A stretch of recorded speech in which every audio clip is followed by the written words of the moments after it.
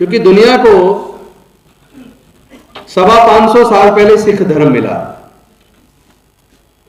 दुनिया को लगभग 1400 साल पहले इस्लाम मिला, दुनिया को अब से लगभग 2000 साल पहले ईसाई धर्म मिला, दुनिया को लगभग 2550 साल पहले बौद्ध धर्म मिला, दुनिया को लगभग 2500 साल पहले जैन धर्म मिला, दुनिया को लगभग 3500 साल पहले सनातन धर्म मिला।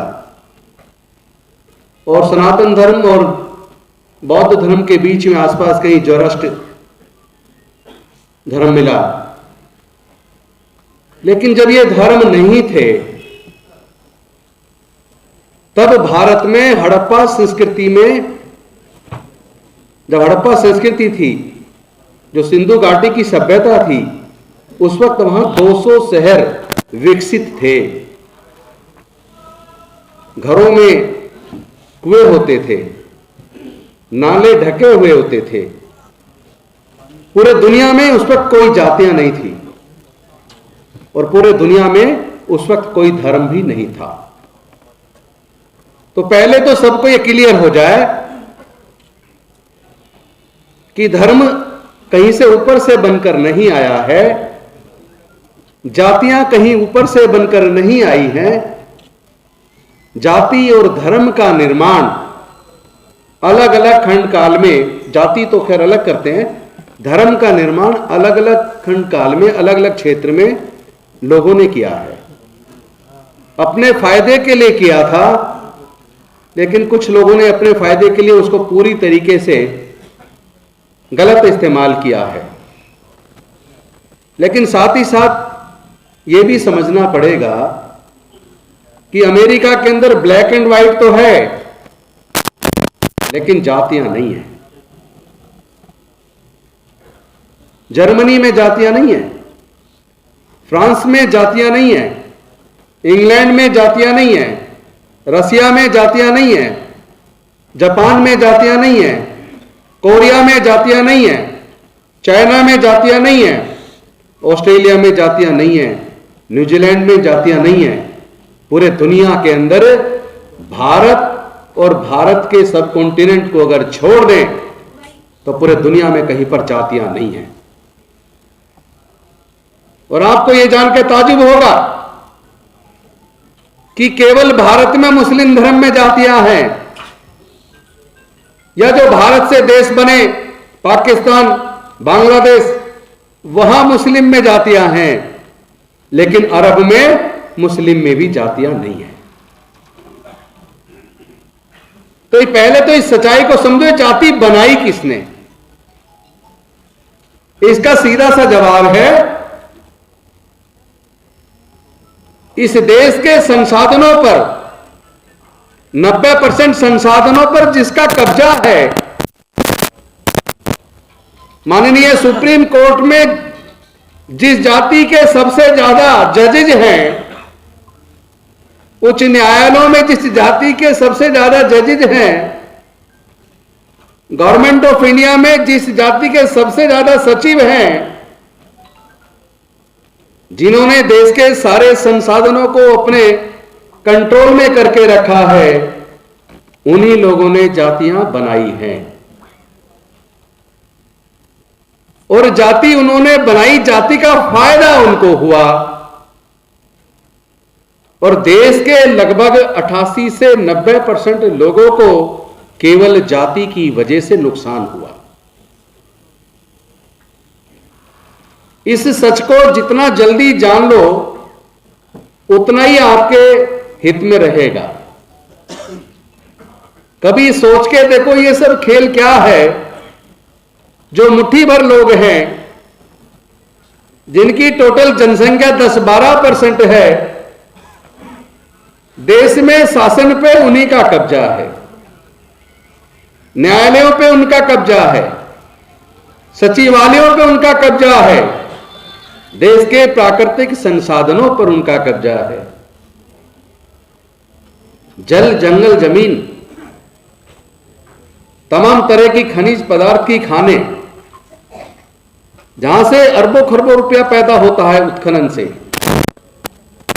सब साथियों से पूछना चाहता हूं, क्या देश के प्राकृतिक संसाधन, जल, जंगल और जमीन, यहां तक कि जो खेती की जमीन है,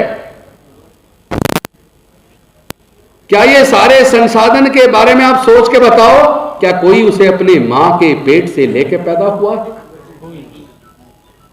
बताइए, क्या कोई अपनी मां के पेट से जमीन लेकर आया था क्या? अगर मां के पेट से लेकर जमीन नहीं आया तो एक व्यक्ति पे हजारों एकड़ जमीन है, किसी पे सैकड़ों एकड़ जमीन है और किसी पर एक गज जमीन नहीं है। यह तो अन्याय हुआ। तो ऐसा हुआ क्यों? कभी इस सच को जानने की आपने कोशिश की है? अगर नहीं की है तो इसलिए नहीं की है क्योंकि वो जो जिसका सत्ता पे नियंत्रण है, जिसका देश की शिक्षा पे नियंत्रण है, जिसने हजारों साल तक ज्ञान पे कब्जा करके रखा, आज भी आपके मस्तिष्क पर उसी का नियंत्रण है। जो वो सोचता है आप वो सोचते हो, जो वो दिखाता है आप वो देखते हो, और जो वो आपसे कहलवाता है वही आप कहते हो। वरना क्या वजह है कि देश के अंदर SC, ST, OBC के, माइनॉरिटी के लोग लगभग 88% हैं, उसके बावजूद OBC की जनगणना की डिमांड पूरे देश से होने के बावजूद केंद्र की सरकार OBC की जनगणना करवाने की डिमांड को मानने से इनकार कर रही है। प्रजातंत्र में क्या ऐसा संभव है कि 88% लोग किसी बात को चाहें और 12% लोग 88% की बात को ना मानने दें? क्या ऐसा संभव है? यह संभव नहीं है। यह संभव बनाया गया है।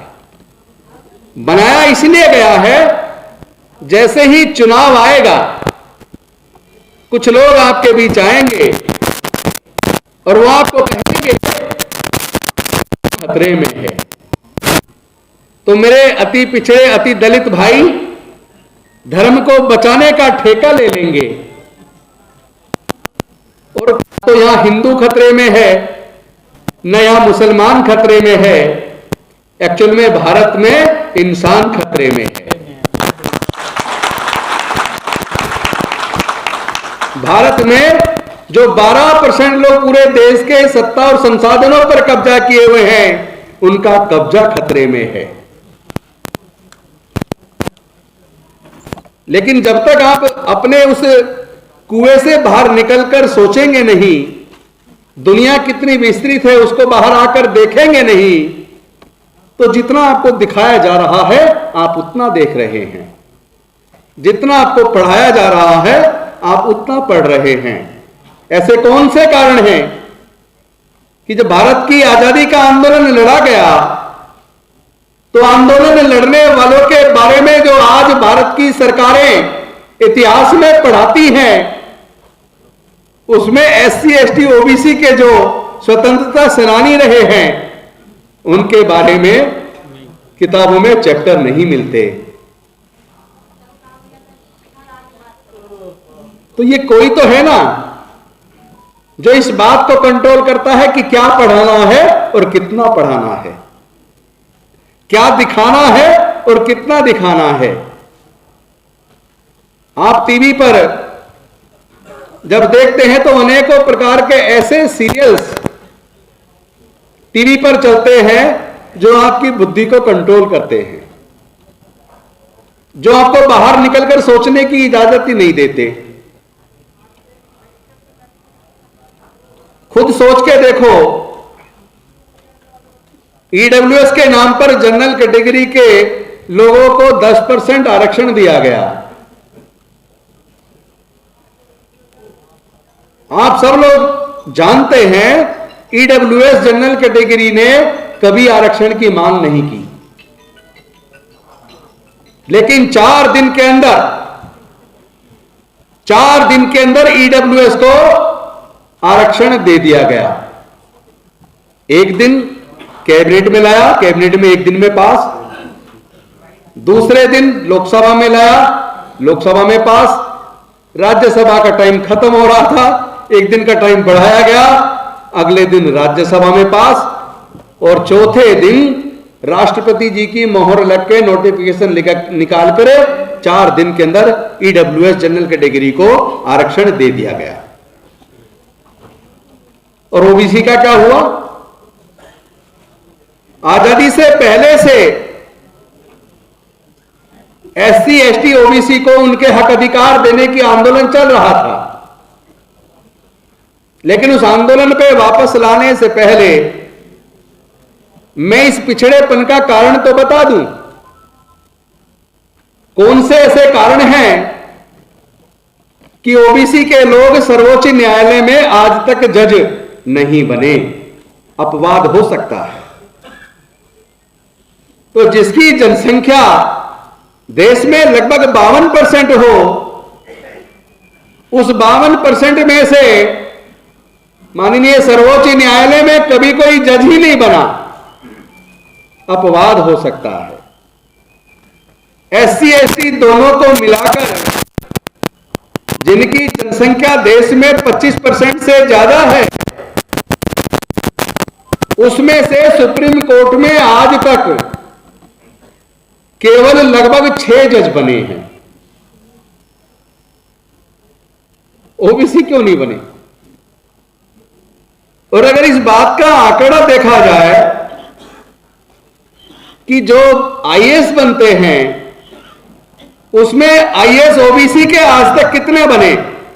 ओबीसी का रिजर्वेशन लागू होने से पहले पिछड़े वर्ग के कितने लोग आईएएस बने,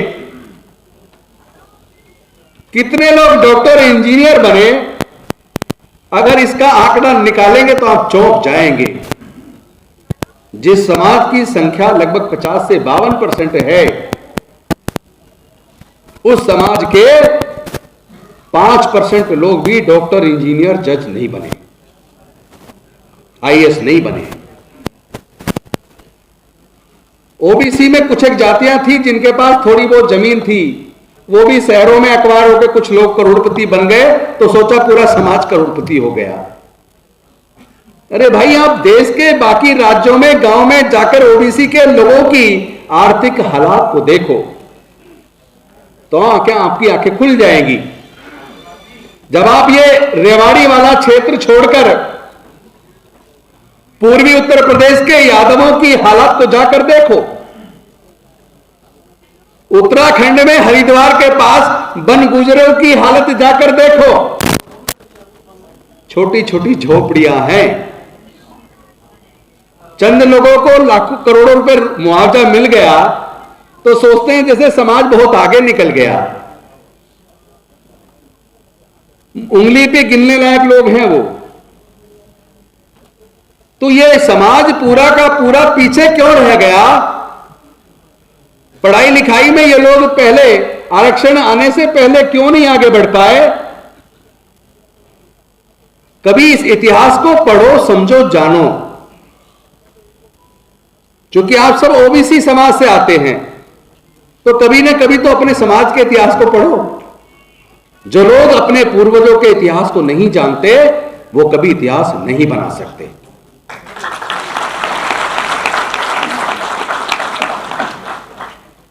हमारे धर्मशास्त्रों में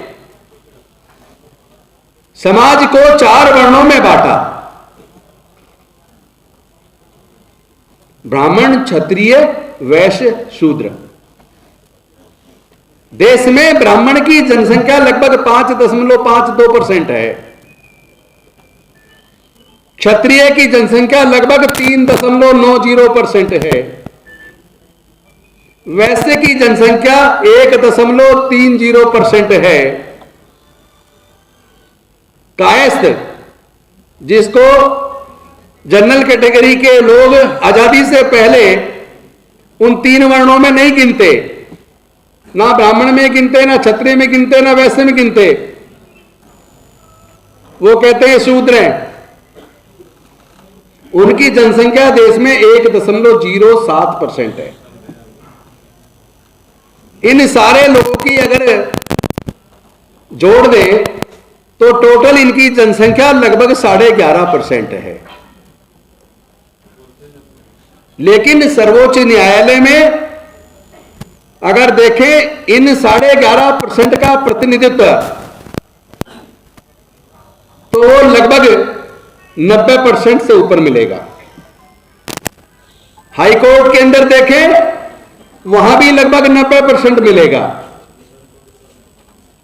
गवर्नमेंट ऑफ इंडिया के सचिवालय में देखें तो उस 11.5% का प्रतिनिधित्व लगभग 95% मिलेगा। तो कभी सोचो कि 11.5% लोग 90 से 95% पदों पर काबिज क्यों है, शीर्षस्थ पदों पर। उसका कारण जानने के लिए आपको धर्मशास्त्रों को पढ़ना पड़ेगा, आपको वेदों का अध्ययन करना पड़ेगा, आपको मनुस्मृति का अध्ययन करना पड़ेगा। क्योंकि ये जो SC ST OBC के लोग हैं, धर्मशास्त्रों में लिखकर लगभग 3,500 साल तक इनको पढ़ने लिखने पर धार्मिक बंदिश लगा के रखी गई। लगभग 3,500 साल तक इन 88% लोगों को व्यापार करने पर भी धार्मिक बंदिश लगा के रखी गई। इनके संपत्ति इकट्ठा करने पर भी लगभग 3,500 साल तक धार्मिक बंदिश लगा के रखी गई। तो सोच के देखो, जिसको ज्ञान से, पढ़ने लिखने से 3,500 साल तक दूर रखा जाए,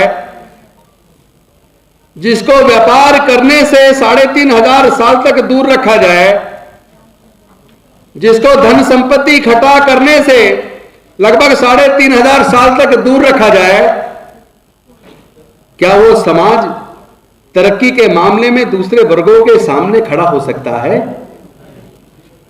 यही कारण है कि SC ST OBC के लोग इतने पीछे चले गए कि आज कितनी भी कोशिश कर ले, ना तो व्यापार में उनके मुकाबले पे खड़े होने की ताकत हमारे अंदर है, केवल पढ़ने लिखने में जरूर हम उनका मुकाबला बहुत बेहतर तरीके से कर पा रहे हैं।